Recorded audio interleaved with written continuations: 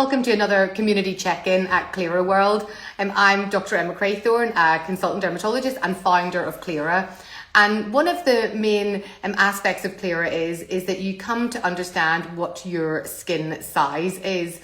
And when you understand what your skin size is, it means that you're able to then be focused a little bit more as to what are the best and most appropriate treatments for your skin in terms of cleansing, moisturizing, SPF. And so hello everyone who's joining. It's really lovely to see you all. And I think it's okay, just reviewed the request, so we're going to go live.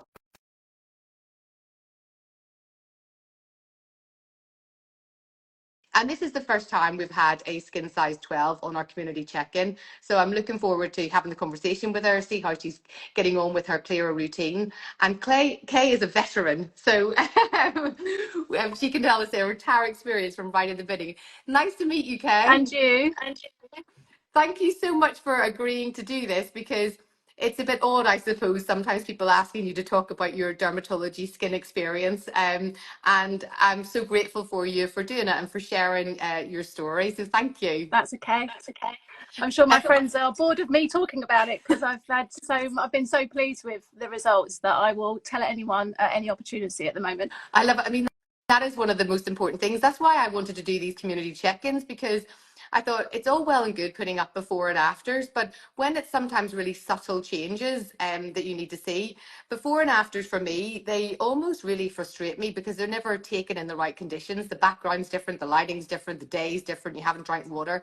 But the story is much more powerful, and that's why I thought, no, out the window with before and afters. I want to hear about people's experience. So tell me about your experience, Kay. How have things been from the very beginning until now? So yes, I joined Cleara about 18 months ago. So I think sort of September 2022. And I was having, for a few years before that, I started getting really bad acne. So along my jawline, and it was really angry, red, sort of aggressive spots that sort of gradually worked their way up my cheek on both sides. And I didn't really have a consistent skincare routine before that. I was, just using things that my friends had recommended, and I didn't really know what I was doing, to be honest. So I had been to a local dermatologist before joining Cleara, and because I didn't know what I was doing with my skin, so I thought at least I'd try to find out a bit more about what products I should be using. And I left that local dermatologist office with 7 products for a routine, and I'd spent £700 because I was like, if that's going to work, the expensive stuff will work, and it didn't. Every time we were going back, we were tweaking the routine, putting another product in that was £100, and I wasn't seeing the results. So I finished up doing that just the time that I heard about you guys, and I think since I started, literally every month I've seen an improvement in my skin. So I mean, you can see now I've got some marks here, and these are unfortunate because these are just from the last week. So I am still on what I'll call my journey. I'm still looking for the improvements, but I'm seeing improvements every month. So I think the process that I went through is very much aligned with how you sort of explain it. I went through the purging in the first couple of months. The difference though with the purging was it felt really neat and clean. So I was trying really hard not to pick, because I am a picker. So I try really hard, but during that stage I was like, I'm not going to touch them. So after I went through that, after a couple of months, I think it was probably around the 6-month mark where the spots had all gone down, and I was just essentially from month to month sort of going from just the scarring starting to fade. So beyond these ones that are quite recent, underneath that I've had a face full of sort of acne scars that are essentially sort of little pinprick dots, and every month I'm seeing an improvement. This one's from Saturday, it's gone down already. The skin texture is already very smooth. So yeah, friends and family that have known what I've sort of experienced with all the spots before sort of regularly comment and say, well, your skin looks so much better. They thought I had makeup on. So I mean, because the thing is, it really is, it's quite exhausting having acne, isn't it? Particularly once you're getting into your kind of adult female, your adult years, because you think, surely this should have gone by now. I need to get up. I need to get myself to work. I need to, perform. I need to present. I need to speak to clients, all of these things. And when you can't rely on your skin, I think it's, the story I hear from a lot of my patients is it's just exhausting. I just want to Mm, be able to rely on it a bit better. Were you feeling like that? exactly like that. I was at the point where it was making me feel really miserable because I'd wake up in the morning and the first thing I'd do was touch my face, which I shouldn't do that either. But I'd touch my face, but has anything else come up? And it was making me feel miserable because I couldn't do anything about it. Every time one would start to go down, another one would come up. So my face just constantly felt it was either really angry spots or the scarring was so bright and red that it just looked like I had a face full of spots all the time. I didn't know how to cover it up either because it's not something I've experienced it before. So I haven't gone through those years, from teenage years of experimenting or trying out different, makeup to cover it up. And to be fair, they weren't really the kind that would be covered up anyway. So Yeah, that's the thing. I think sometimes whenever the texture of them is bumpy and they're out, they're more difficult to cover up. Whenever you've got the residual marks that are starting to clear, well, that's easy to cover, isn't it? You get the right color and it's easy to cover. But when they're active and they're in the bumps, but also not even just how they look, it's how it feels. yeah, You can feel it all day. Your skin feels tight, it feels hot, it feels uncomfortable, and that in itself as well makes you feel not great. no, really uncomfortable, and I was really conscious of it as well. I just thought people were looking at my skin all the time. I felt like I had to sort of say something, I know my skin's horrible, or I'd try and do my hair to cover my face, or I actually started finding I was doing this to cover it, which would make it worse, I think, because I'd be touching my face. So it was just this this constant cycle of just trying to cover it up. So yeah, I think it affected me, when I look back on it now, affected me more than I realized. So just knowing now that I've got something that I can rely on. And look, as I said, I am still getting the few spots here or there, but it's one or two and it's manageable. And I think when I go through my routine in the evening, I regularly, when I put my clearer on, the next day I will notice a difference straight away. It's either shrunk down, or it's starting to feel a bit tighter, or it's starting to fade away. Like I said, this one was from Saturday and you can barely sort of see it now. Well, I can't anyway. I don't know what it looks like on camera, but it's gone down. Whereas they would take weeks to go before. So even when I do get a small breakout, they're very quick to disappear, which I'm so pleased about. Well, if we talk about actually what's in your formula, you've got active ingredients in your formula to treat acne, so that you'll have the pores not getting blocked up or the follicles not getting blocked up quite so easily, and also help them with the sebaceous glands so they're not making quite as much oil or the oil's not getting clogged. But you've also got ingredients in it that will actually then help with some of the ones that have gone through their journey and are leaving these red marks and sometimes even dipped scars. So you've got the treatment that will actually help with those as well. There's very few medicines that we know can actually do that. So that's also what's in your treatment. And then the other thing, like you say, is that you notice things go down very quickly. Well, one of the things that's in your ingredient acts as a pretty powerful kind of anti-inflammatory. So you get that anti-inflammatory action really quickly. So even when the spot comes up, you know that it's there, but it's not going to be there for, the 3-4 weeks that they would often be there with. It just should be there for a matter of days.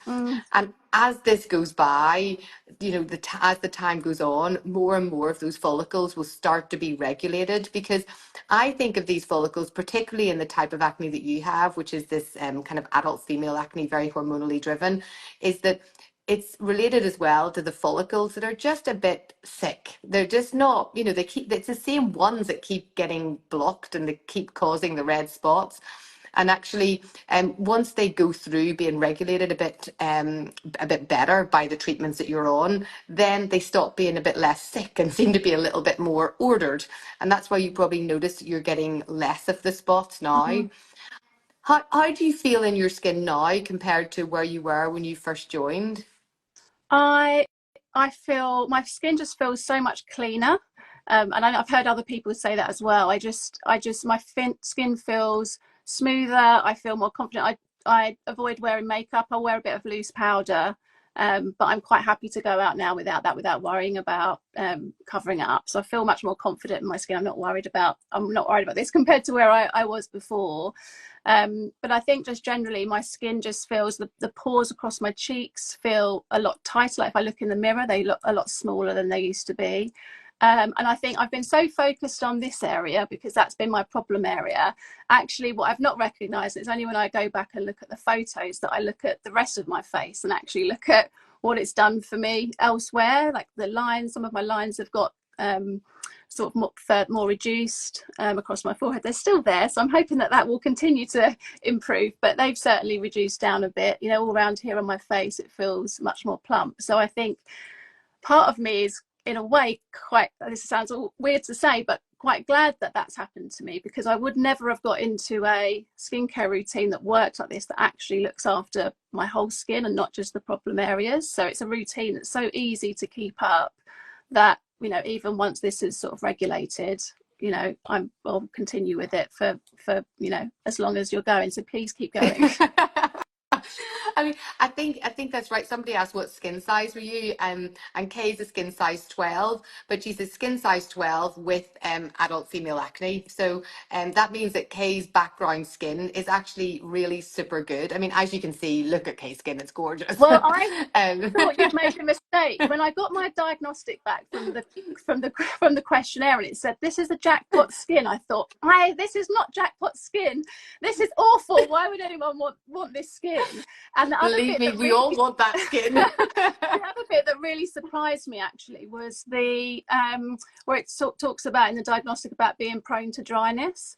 And I would never have said my skin was prone to dryness. I would always have, like, default for a person that doesn't know what their skin is like, I would have said I'm a combination skin.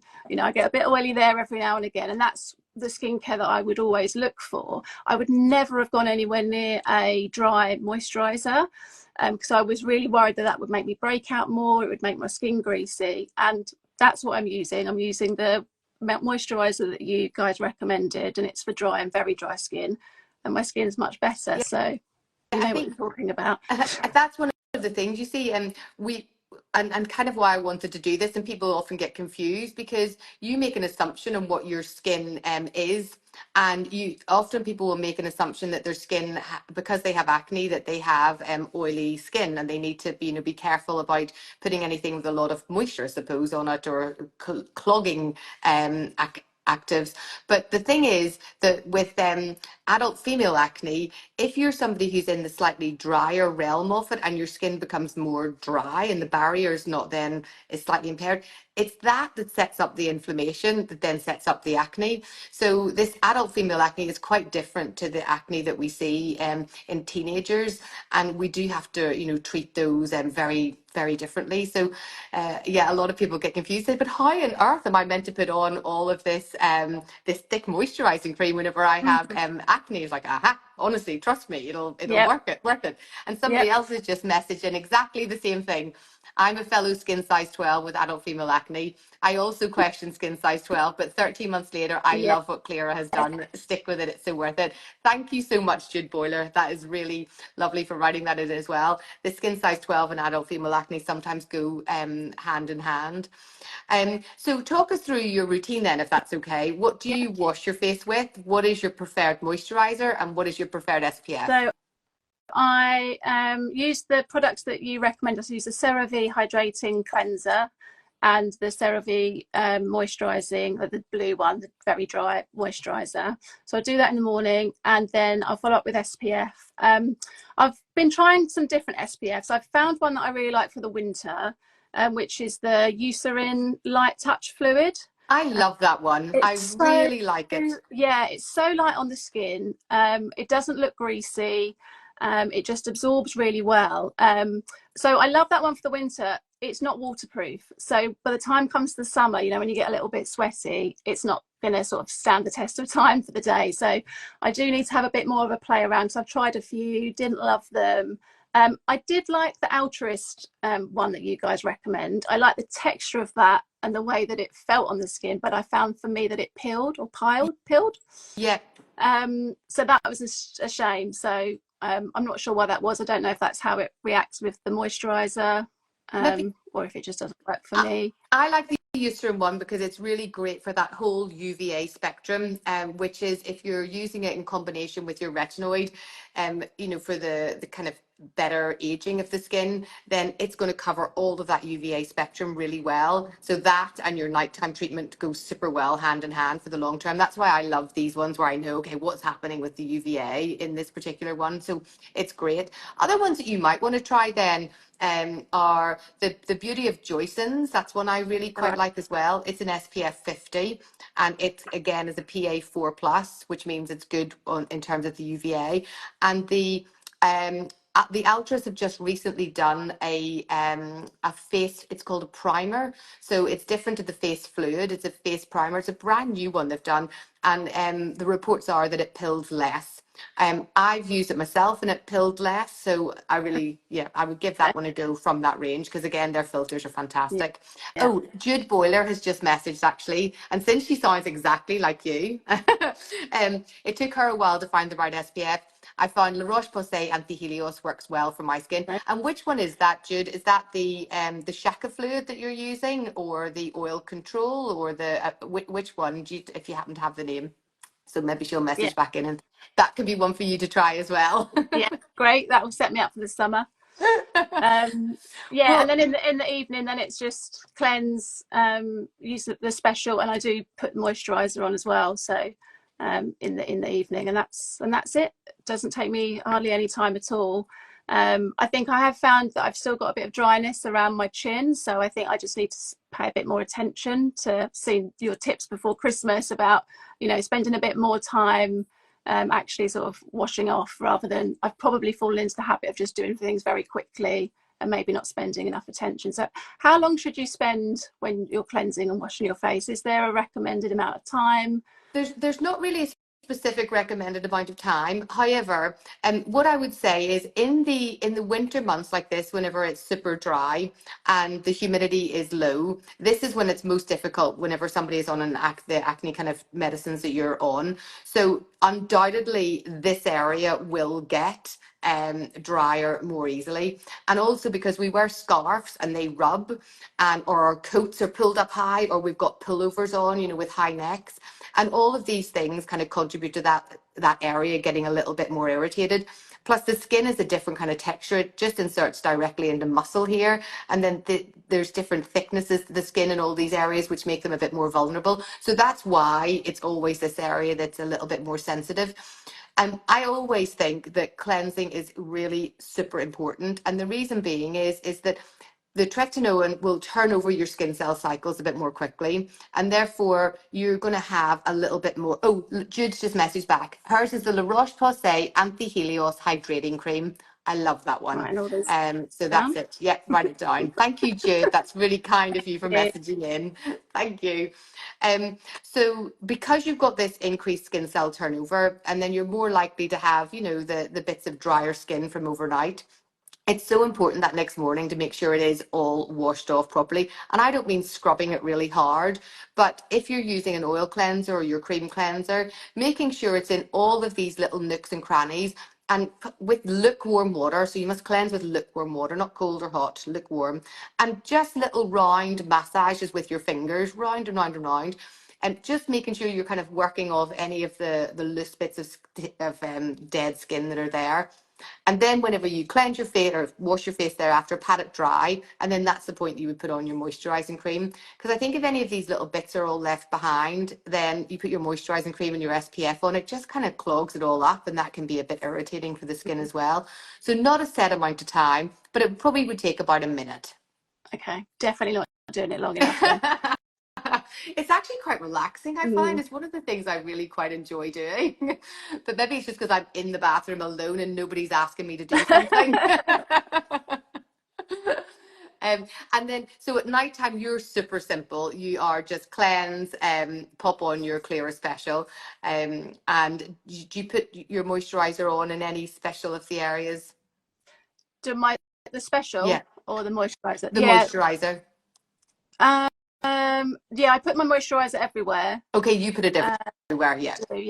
I do, yeah. Would you recommend not to do it everywhere? No, that's okay. For there's enough of moisturizing agents within the base that most people don't actually need to put an additional moisturizer on as well. But there are some people, if their skin is very dry, that they need to. So I don't recommend yes or no. I just recommend what is right. As long Yeah, as you can put your Clear Special on every single night, that's good for me. yeah, Well, look, I can't thank you enough for sharing your story. I know it's a slight invasion of privacy, and it's lovely to have these conversations. So I really thoroughly appreciate it. And I think everybody else who was listening tonight did as well. So thank you everyone for joining, and a huge thank you to you as well, Kay. Thank no you. worries. Thank you. See you. Bye. Bye.